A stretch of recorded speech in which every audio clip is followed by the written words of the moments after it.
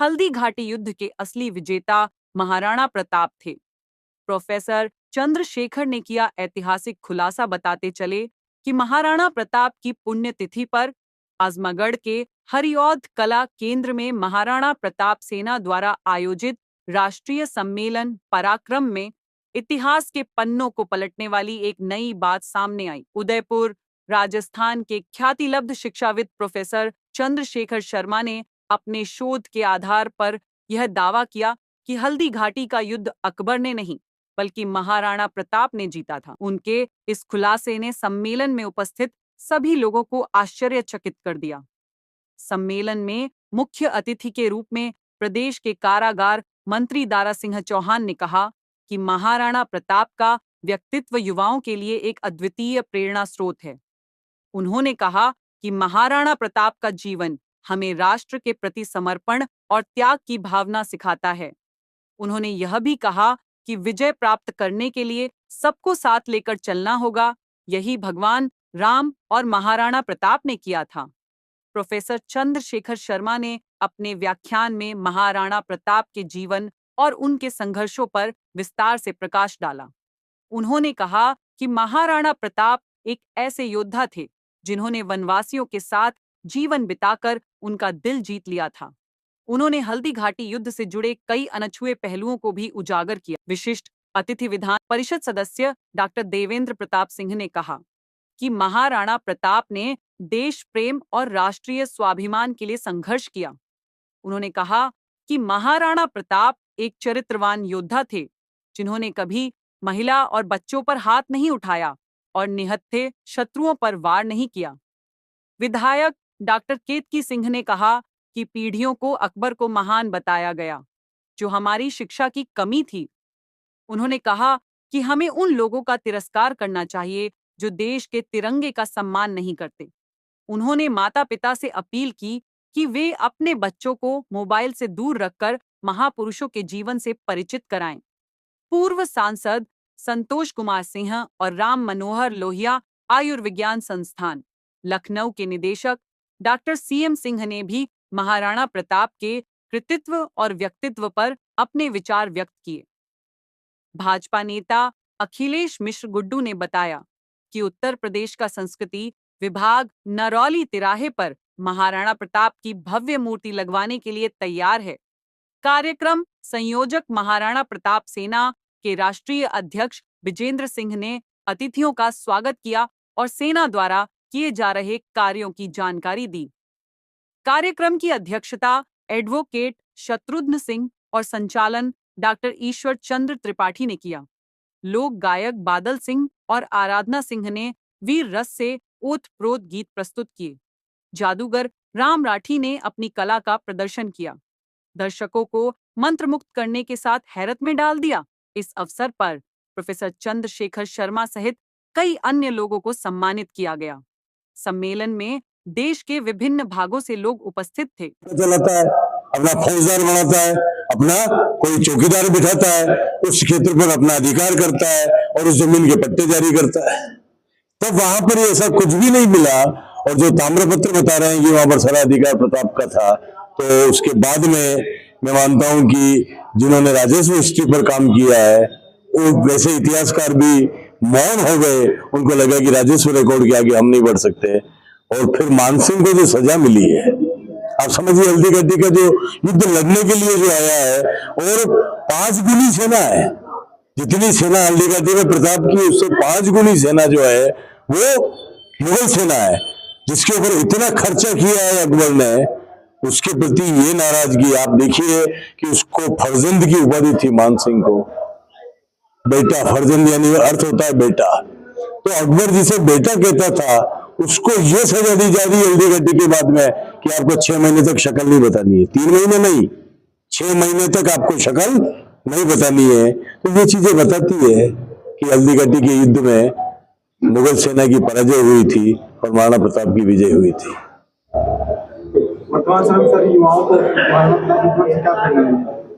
देखिए, मेरी सबसे बड़ी जो प्रेरणा है वो ये है कि हम आज भी इस तलाश में रहते हैं कि हम जीरो बन के किसी के पीछे लग जाए। हम एक बनने की कोशिश नहीं करते हैं। आप एक बन गए तो जीरो पीछे लगते हुए चले जाएंगे। प्रताप के समय में भी आप देखें कि सारे जितने शासक थे सबने अकबर की अधीनता स्वीकार कर ली थी, लेकिन प्रताप एक बने और उसके पीछे जीरो लगते रहे। आज हम प्रताप को याद करते हैं, इसलिए याद कर रहे हैं 500 सालों के बाद में, कि अगर वो भी जीरो बन के गुलामी शुरू कर देते, वैसे ही शासक बन जाते जैसे दूसरे थे, तो आज युवा पीढ़ी के लिए सबसे बड़ी चीज जो है कि उनको हमेशा अपने संकल्प शक्ति उनके अंदर होनी चाहिए, कि जो इच्छा शक्ति है वो निश्चित रूप से उनके अंदर हो और संघर्ष करने का मादा होना चाहिए। अच्छा, इस दुख देखने का गया, इसमें किसका दोष है? देखिए कि दोस्तों, सत्य को पहले बात तो ये कि कभी सामने लाया ही नहीं गया, हिम्मत नहीं होनी चाहिए, ठीक है, और लाने के बाद में तो छिपाया जाता है, लाने के बाद छिपाया जाता है, लेकिन जब उससे प्रकट ही नहीं होने दिया गया तब छिपाने की चीज तो बाद में आ रही है।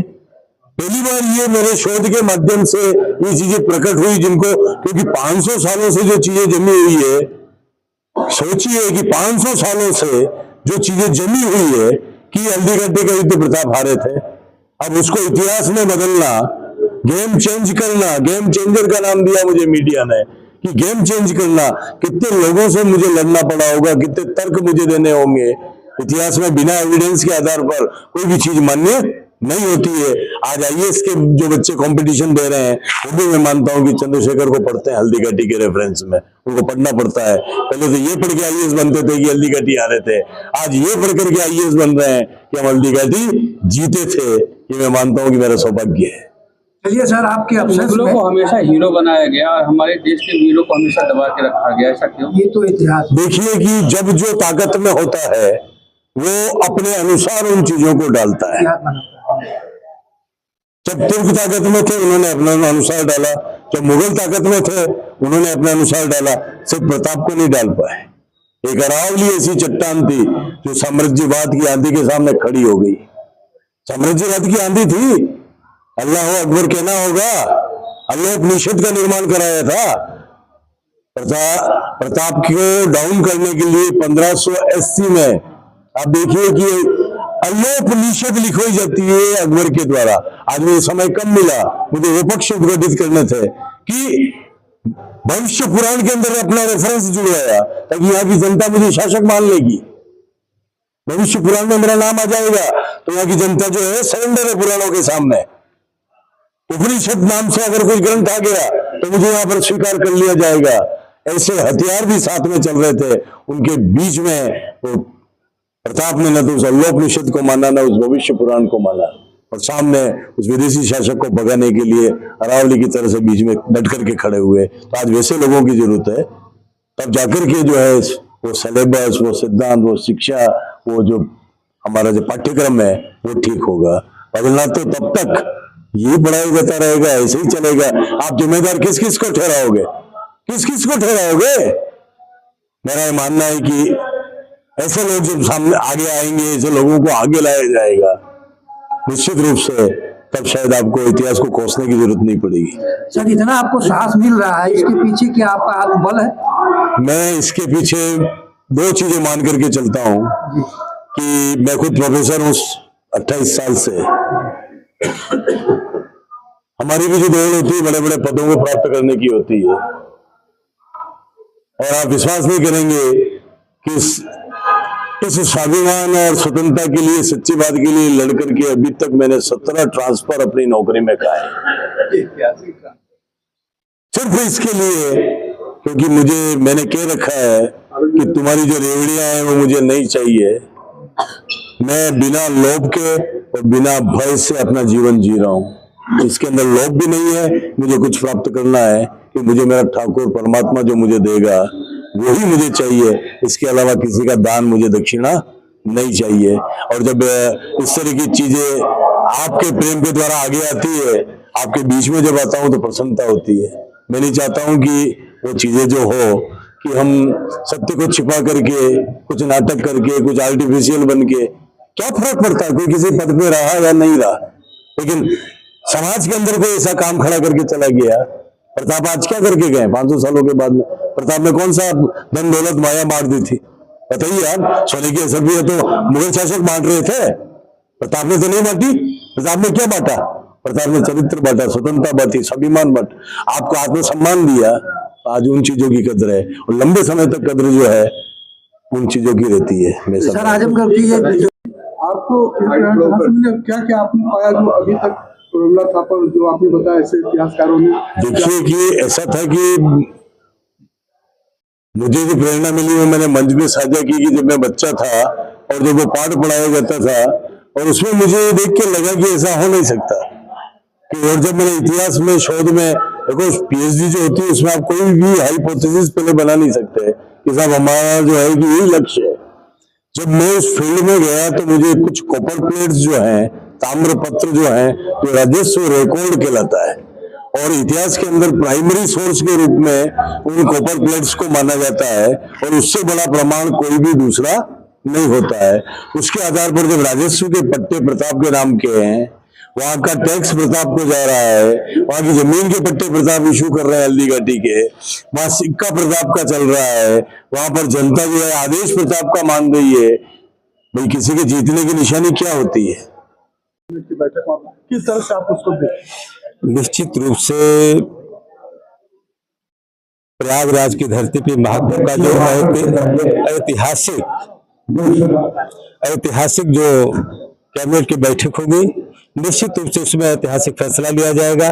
अगली बार भी जब महाकुंभ में जब माननीय योगी आदित्यनाथ जी के नेतृत्व में जो हमारे इस प्रदेश के यशस्वी मुख्यमंत्री हैं के नेतृत्व में कैबिनेट की बैठक हुई थी, तो गंगा एक्सप्रेस जैसे महत्वाकांक्षी योजना का शुभारंभ हुआ और फिर मुझे लगता है कि माननीय मुख्यमंत्री जी के निर्देश में जो कुंभ में 22 तारीख को 11 बजे सवेरे जो बैठक होगी हमारी कैबिनेट की, निश्चित रूप से माननीय मुख्यमंत्री के द्वारा उस कैबिनेट के द्वारा बहुत ही ऐतिहासिक कोई निर्णय लिया जाएगा, ये मुझे पूरा भरोसा है। आज महाराणा प्रताप जी की पुण्यतिथि मनाई गई, आप मुख्य अतिथि के रूप में आप क्या संदेश देना चाहेंगे जनता को? और महाराणा प्रताप की जयंती के अवसर पर, उसकी स्मृति के अवसर पर इस कार्यक्रम के माध्यम से और आप मीडिया के माध्यम से मैं बधाई देना चाहता हूँ। महाराणा प्रताप सेना के राष्ट्रीय अध्यक्ष जो हैं भाई विजय सिंह जी और उनकी पूरी टीम को बधाई देना चाहता हूँ कि जिस तरीके से हम लोग बचपन से पढ़ते आए हैं महाराणा प्रताप और उनके चेतक के बारे में कि रणबीर चौकड़ी भर भर कर चेतक बन गया निराला था, राणा प्रताप के घोड़े से पड़ गया हवा का पाला था, उसकी याद आ रही। और मैं तो बचपन में मैं कभी जो छोटा था आज से 40-45 साल पहले मेरे, अब इस पर हालांकि मीडिया में नहीं कह सकता, लेकिन जरूर है कि ये संदेश महाराणा प्रताप जी के इस कार्यक्रम से गया है कि अगर हमें आगे बढ़ना है तो सारे लोगों को समेट करके, गरीब बेबस लाचार सबको एक साथ लेकर के ही हम